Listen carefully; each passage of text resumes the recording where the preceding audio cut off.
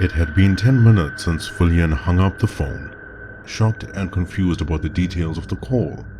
There was a gentle knock on the door of his wooden cabin. Inspector Lara Mills paced around impatiently on the wooden porch.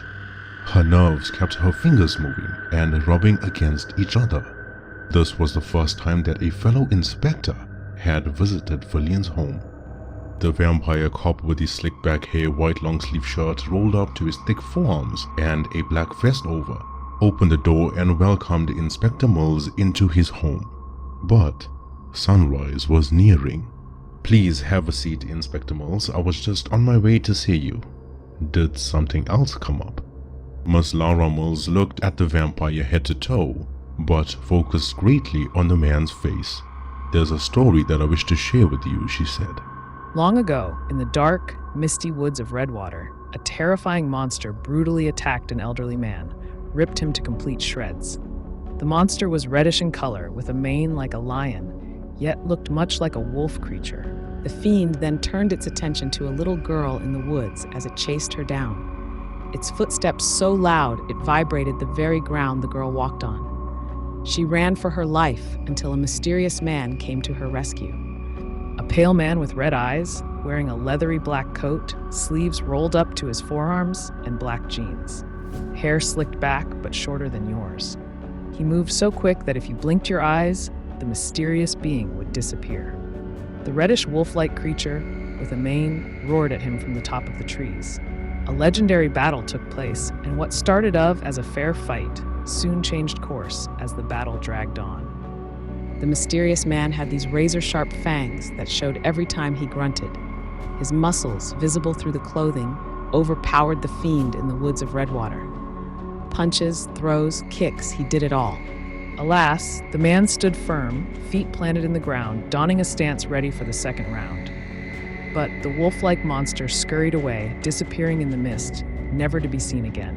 That man saved me that day. The sun had risen, and Fillian stepped into the corner of his cabin, hiding in the darkest of shadows, trying to act normal. Inspector Mills sat upright on the wooden chair looking at the vampire's weird behavior when she continued. That was 30 years ago. I was the little girl in the woods that night. I've aged, and yet you remain the same.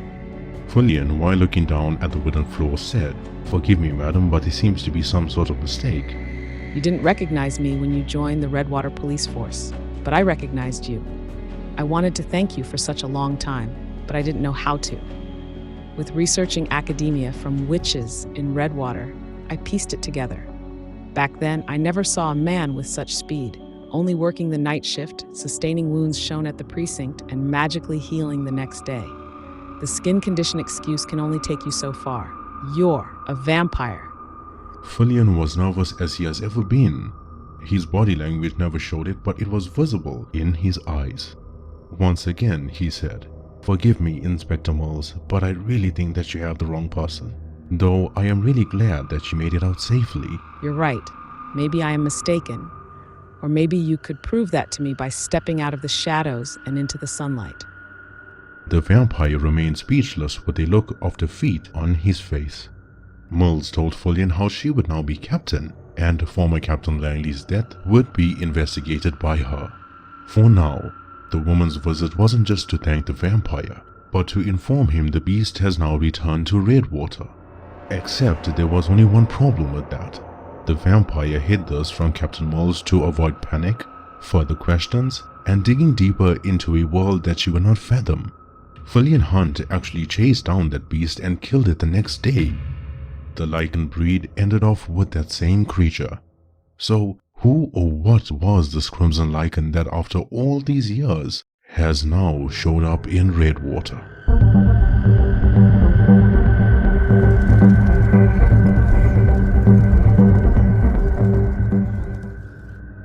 The vampire secrets piled on. How could he tell Mills that a person posing as Captain Langley sent him, Holt, and Lincoln on a suicide mission just to get his heart for a ritual? The way that he saw it was that once the Crimson Lycan is exterminated again, then he would personally investigate Captain Langley's imposter. Fillian bid farewell to Captain Mills and walked down to his basement headquarters as he approached the library. The pink fluffy teddy bear was kept neatly on one of the shelves. This was the only physical gift that he had ever received in his long life. No shame in displaying it. But he was looking for a specific book, one that he wrote himself, more like a journal really. When he hunted down the Lycans, he recorded everything he observed, since there were no such thing as Lycans previously. The pile of books was still on the floor from the previous night, and this hurt Fillian's soul. The man never sat well with being untidy. As he packed the books away neatly, he finally found the journal. Lycans in this particular fantasy world share some traits with werewolves, but are quite different. The name Lycans came from the term lycanthropy, which is the condition of people believing they are wolf-like creatures. In their human form, they would behave as such, walking on all fours, howling, grunting, hunting animals and people like wolves, almost developing a different personality that consumed their mind by providing them false validation as the truth. Now, when it comes to mythology, most of them transformed using a magical belt or a wolf pelt.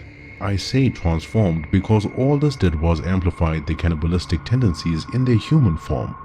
In this timeline, however, their change was much different. Long ago, especially during the winters, the crones would take advantage of the weak-minded people. With the food resources being scarce, many became cannibals, giving them that illusion of being something more than human. But feeling a certain way is one thing. Looking the part solidifies one's beliefs. These humans were given cursed oil by the crones, which allowed their transformation to last for 6 hours at any given moment in time. Lycans, unlike werewolves, can be male or female. They retain their human nature and some facial features but cannot speak. Their bodies are enlarged, their skin is tightly wrapped, with no fur except for the actual head. The first and oldest Lycan worked and overlooked the operations for the crones, hunting and preying on victims, convincing them to change just to cause chaos and bloodshed. Redwater had a cave dungeon in which these monsters were being created every day. Luckily, the vampire, before becoming a cop, tracked down the dungeon and exterminated the Lycans. The only one that gave him some form of trouble was the Crimson Lycan. Lycans weren't usually red, but rumor had it. The man used the cursed oil so many times with no break to heal that it damaged his skin permanently. This beast was faster, stronger, and lost his human self completely. Couldn't use silver because they weren't actual werewolves. Therefore, Fillian Hunt used his incredible speed and vigorous power by ripping out the Lycan's spine, killing it immediately. Furthermore, the vampire burned down the Lycan dungeon, including the indigenous rock which the crones used to extract the oil from. As strange as this world was, werewolves, vampires, witches, elves, dwarves, monsters, demons, and everything in between, things coming back from the dead, was not normal in any world. The vampire passed the time by refueling on 8 cups of blood, as he would need all the strength that he could muster to fight this beast. Fillian Hunt waited for sunset and set off to a town in Redwater that spotted the Crimson Lycan.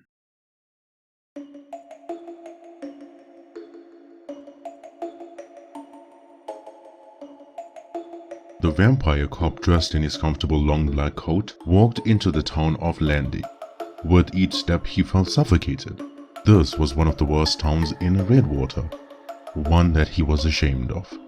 Landy was part of the richer places in Redwater. Spectacular architecture of old homes and buildings. Streets were clean for the most part, and the work life dominated the area. But the people in the town were awful. They were richer than most, therefore felt the need to look down upon somebody with a lesser job. This place was filled with snobbish, judgmental, and cold-hearted folk that not once tried to help the needy. First things first, Fillian ignored all the townfolk for now at least. He made his way to the secret cave entrance to see if somehow the dungeon had been rebuilt and if these Lycan monsters were really back. The vampire cop had entered the cave and the stench of sulfur stung his nose. Lycans never smelled like sulfur, which piqued the vampire's suspicion, but he waited for the person behind him. Fillian knew that Mills was following him. Her perfume could be smelled a mile away, but he reassured her that he was more than capable of handling the case himself. Besides, the vampire never wanted her in any danger. Captain Mills left the scene, and Fillian continued the path. The foul smell of sulfur never left the cave no matter how deep the vampire delved in. The first thing that came to mind, it had to be a demon. Finally, the vampire cop reached the end and saw candles lighting up the cave. Someone had definitely been in this place meddling with something they shouldn't have, but there was some sort of relief. Fillian's eyes lit up red, rapidly scanning the area. Good news was the dungeon part was still burned down. The rock producing that cursed oil was still destroyed. Now, the vampire cop moved on to the streets. Fillian sat on a wooden bench in the middle of the town with a pencil and a notepad in hand. The few genuine folk in Landy approached him and gave their statements. First one was by a woman with short, messy hair. It all started a few nights ago. There was a girl wearing a red hooded cloak wandering the streets of Landy. She clearly looked like a village girl, but she wandered the town aimlessly like she was drunk. Some said her eyes were changing color, red to yellow whenever she blinked. I also saw her enter the cave behind the town, and the girl never came out. Ever since then, the Crimson Monster showed up. Thank you kindly, Fillian said. If I may, did this girl with the red hood smell like sulfur? The woman shook her head and said, Nope. Well, I don't know. She was too far away for me to notice. Why? Fillian Hunt smiled vaguely and gently shook his head. Thank you, he said, that will be all. The next person that walked up to him was a middle-aged man with fear all over his face. The man told Fillian how he wasn't from Landy, rather a village from Redwater. His trip brought him here in search for a girl commonly known as Red Riding Hood.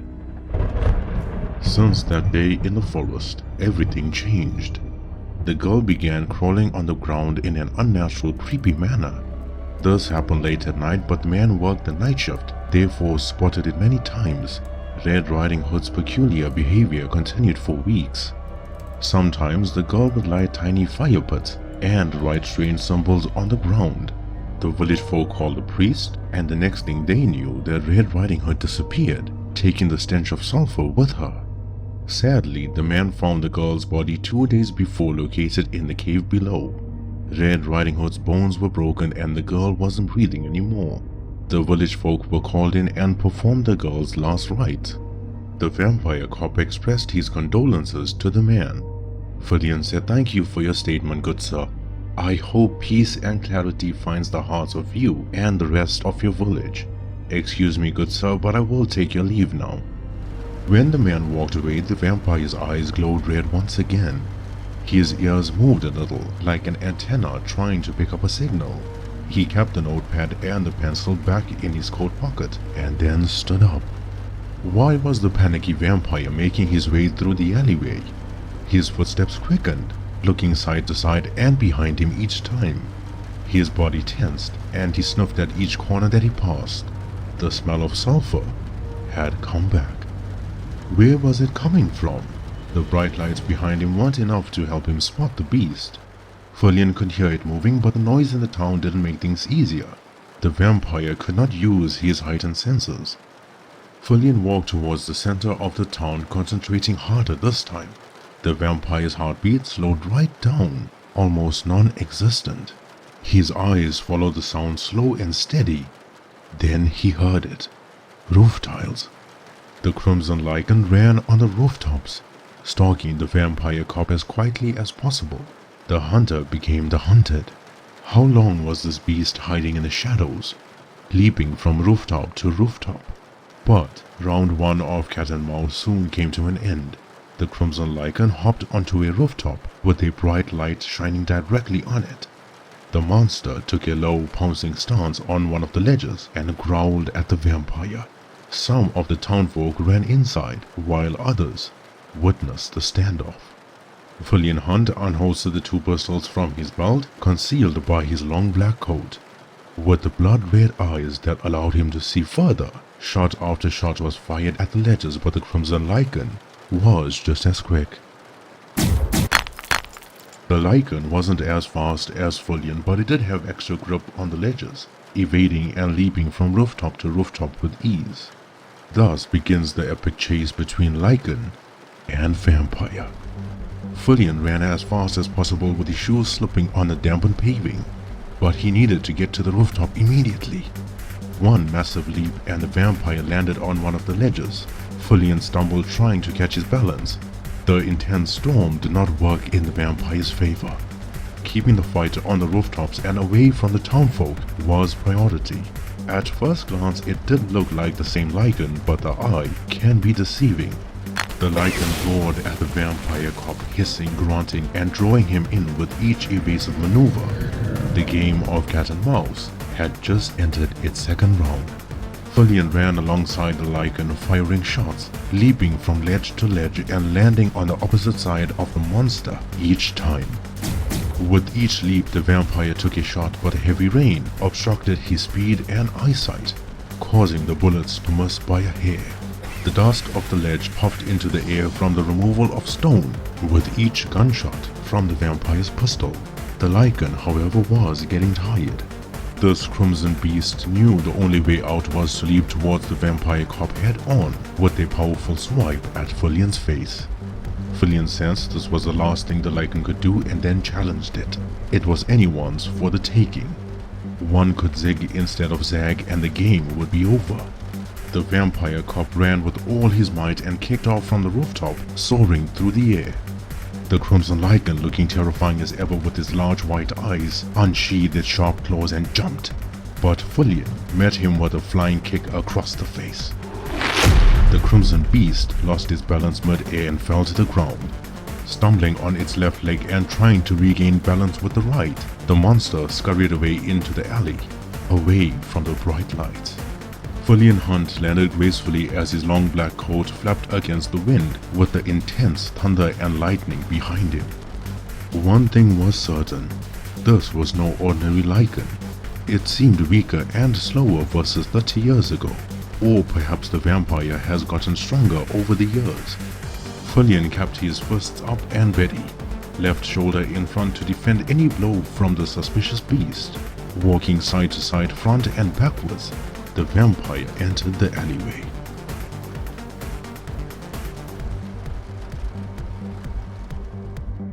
The Crimson Lycan stopped running and turned back, its eyes blood red, same like Fillian's. The beast stood tall and strong with his large veins popping out everywhere. The monstrous being prepared itself to sprint forward. Landy was empty. The townfolk ran indoors, too scared to even stand by the windows and witness the battle. They felt true fear. The Crimson Lycan leaped off a concrete block in the alley and gained momentum, galloping and running, roaring and grunting. 100 muscles popped up on its chest. Its dark black mane blew against the wind, its eyes glowing in the night. What a terrifying sight. Fillian the Vampire cop wasted no time and did the same. His speed made him look like a blur, his glowing eyes a streak of red in the darkness. Swift and elegant, the game of chicken now begins. On one end there were monstrous, heavy and thunderous footsteps, while on the other end, light, smooth, and filled with purpose to stop this beast head on.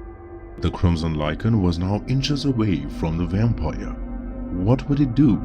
Bite, scratch, punch, claw, stomp? The choices were many, but the execution was limited. Fillian stopped an inch away from the Lycan, with his shoes skidding on the wet paving coming to a halt, the same way that a horse would.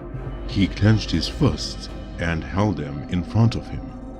And there it was. The Lycan chose to take a large swipe at the Vampire. Its left muscular, heavy arm with sharp claws gave a glistening shine. But little did the beast know, before the claw even touched Fillian,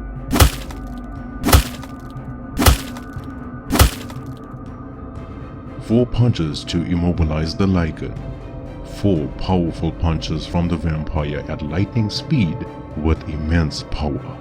Fillian Hunt hit the Crimson Lycan at the pressure points the same way that he did 30 years ago. The beast stood at the far end of Fillian, panting. Its blood vessels began popping one by one. Its skin began boiling and the monster gradually shrunk. Fillian was right. This was no Lycan. The beast melted down to an old decaying evil man with murky orange eyes. The stench of rotten eggs from his body was disgusting. The frail man grunted and gave a cry, perhaps from the pain when shapeshifting, or the wounds inflicted by the vampire. Step by step, this mysterious being began shapeshifting. Its long pointy ears began shrinking down to a normal human size. His hair began growing, while the man's opened mouth showed his rotten teeth. Fillian Hunt did not know what he was dealing with. The townfolk were hiding indoors, but if he let this unknown creature change into something worse, things could get catastrophic. The vampire sprinted and tackled the man, pushing them through a wall of an old church building. The wall crumbled into a pile of rubble. Fillian tumbled inside the church, while the decaying man remained behind the rubble at the door. There was a long wooden stake that pierced the vampire's foot. This was a wound that would slow him down. Therefore, the vampire grabbed the rope lying behind him on the wooden table to help him keep distance from this evil being. "Who are you?" Fillian asked angrily. The transformation was complete. The man had long gray hair, same orange color eyes, rotting teeth and skin with untidy facial hair. "I'm called many things, but my name is Archine."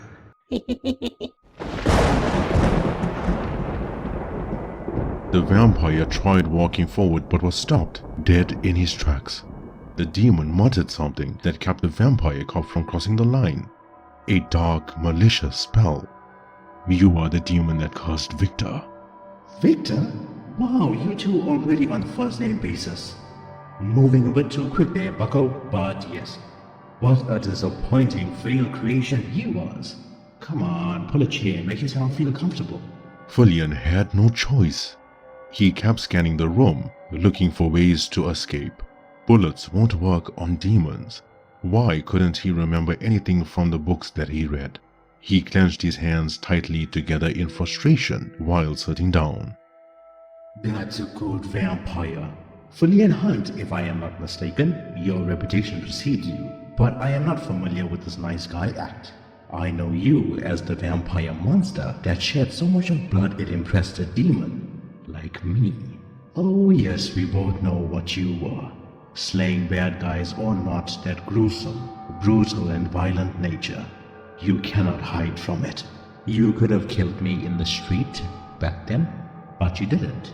Trying so hard not to go back to the old ways. Embrace the darkness, my friend, embrace it. Let it consume you." Fillian put his head down in shame. The vampire was indeed a brutal monster before becoming a cop. No matter how much he ran from that life, it kept coming back. "What do you want from me?" Ooh, touched the nerve. I like it. We demons may be many things, but liars we are not. I want nothing from you but your time. You really think I was going to lose my time on Earth by getting into a fist fight with a vampire of your caliber? Especially when I'm this weak. I knew shapeshifting into a Crimson Lycan would draw your attention. A beast that you formerly slew has suddenly risen from the dead. What a plot. I should have been a writer. But seriously, my main job was to keep you away from the woods. The hellhounds are currently roaming free and they are hungry for werewolf. Monrax and Monrix, terrifying creatures from my master, will get rid of that pest Victor, and then I can continue my work. For all we know, they are already butchering him, ripping his flesh apart, chewing and devouring him whole. An inexperienced werewolf against those monsters? A death wish indeed. Oh, and how could I forget? So busy fighting me, you didn't catch the scent of jasmine in the air, did you? Your beloved witch is with Victor. That poor soul, which I don't mind taking, by the way, has no idea what she's in for. Those two are going to be minced meat in a few minutes, and the poor vampire's going to have to find another witch to screw. Fillian's eyes turned red, burning with rage. Then he remembered a passage from a book. How true this was will soon be tested. There was a myth that lesser demons don't like water. Arkine remained in the same spot, not because he couldn't enter the church or climb the rubble. Some priests have done far worse things than demons, but there was a puddle of water in front of him from the leaking pipe above, and Fillian shot it. In his human form, the demon Arkine's skin began bubbling. Steam exited his body and he roared at the vampire. What have you done? The pipe sprayed water on the demon, and he vanished into a wisp of smoke, screaming in pain. The invisible barrier broke when Arkine left. The vampire ran at the speed of light to the woods in Redwater. His chest had the sinking feeling. What if Victor and Myra were dead? This was one time that he never cared if anyone found out his secret. The vampire reached the woods and saw the faint haze of purple dust. Arkine wasn't lying. It was unfortunate that Fillian never saw the bodies of the hellhounds in the distance. A few minutes sooner, and he would have known that Myra was in the Harrow, safe and sound thanks to Victor. A few minutes earlier, and the trio might have defeated the hellhounds much easily without any casualties. But Fillian stood in awe. The vampire cop witnessed a beast that instilled fear in his heart. A giant 8-foot-tall werewolf built like a brick wall, walking in the woods. Its eyes glowed blood red as it approached a tree trunk. Little did Fillian know, this monster was Ragnar the White Wolf. Fillian squinted his eyes to see Victor, the grey werewolf, lying on the ground unconscious. Stomach ripped open, flesh removed from his shoulder, and blood dripping from his nose. This giant monster walked towards Victor and picked him up. With so much of ease, like picking up a pillow and carrying it over one shoulder, Ragnar did so with Victor. As he was exiting the woods, the vampire charged at the werewolf at full speed. Fillian was a blur to the naked eye as his sharp 6-inch nails popped out. No matter how fast he ran, the vampire was always light on his feet. But this was no ordinary werewolf, and just before impact, Ragnar, without even looking, grabbed the vampire's neck, stopping him dead in his tracks. It was not just the mere speed of the werewolf, but his experience of anticipating an attack coming from a mile away.